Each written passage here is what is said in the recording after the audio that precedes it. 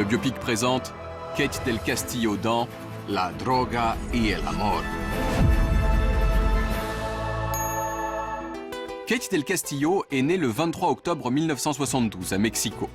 C'est la fille de la star de la télévision mexicaine Eric del Castillo, ténébreux à gros menton, connu pour ses rôles virils. Au sortir de l'âge tendre, Kate souffre un peu de l'ingratitude de son visage. Sourire en métal, sourcils à deux doigts de se rejoindre et casquette en papier peint. Mais à 19 ans, elle commence sa carrière d'actrice dans Muchachitas, une telenovela pour adolescents,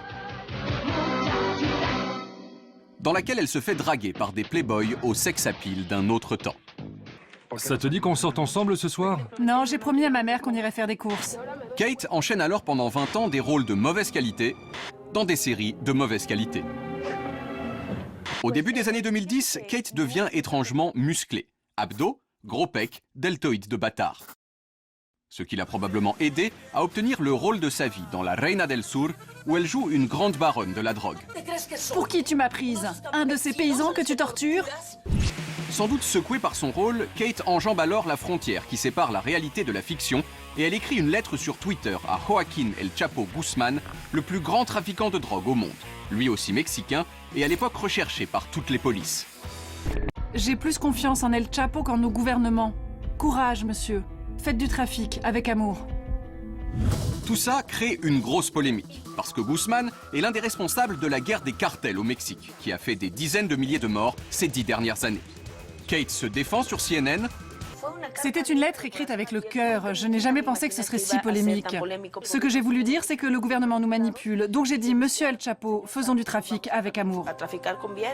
El Chapo, lui, apprécie. Il envoie des fleurs à Kate et pendant 3 ans, il ne cesse de s'écrire. Voici un extrait des textos secrets captés par les services de renseignement. Bonjour, comment va la femme la plus intelligente et la plus généreuse du monde que j'admire tant? Ha ha ha, merci. Bonjour mon bel ami. Le baron de la drogue, qui entre-temps a été emprisonné puis s'est évadé, propose à Kate de venir le voir avec Sean Penn, qu'elle connaît bien. Guzmán est sans doute amoureux de Kate et il pense par ailleurs que Sean Penn pourra intercéder en sa faveur pour que sa vie soit adaptée au cinéma. La rencontre a lieu au mois d'octobre. El contenido de esta entrevista es exclusivo para la señorita Kate del Castillo y el señor Sean Penn. Sean Penn et Kate del Castillo sont contents. Mais Guzmán n'a rien gagné dans l'histoire. Ce mois-ci, il a été capturé dans un raid de l'armée mexicaine.